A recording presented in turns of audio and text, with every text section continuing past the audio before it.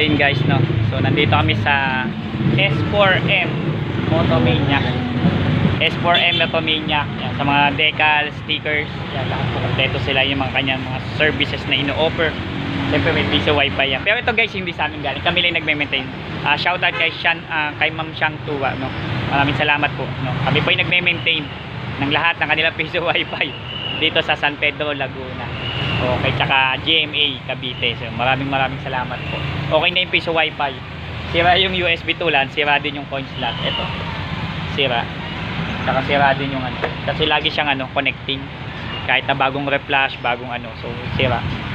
Hindi siya nagdi-display. So nung pinalitan ng bago, okay na. And then yung coin slot, sira din. So yan. So okay na po. Kasi namimili siya ng coin, tsaka maraming ghost credit. Okay. So yun lang naman yung sira niya. Okay na. Kapag internet, yun nga lang ang problema, isang naging problema na mabagal yung internet niya. Ito siya brother Will, na losyang na.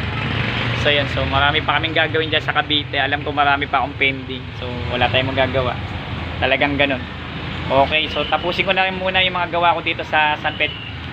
Shoutout po kay Papa Piolo ng Tanhay Negros Occidental. Maraming salamat sa iyo. Yan lang. Tsaka kay Boss Jonas Tevez yan. Hindi talaga ako nag-vlog kasi alam ko susunod yung vlog natin ang gagawin ko dyan is iba naman. And then kay Boss Deo magkikita din tayo. Dadalhin ko pa yung unit ko dyan sa iyo.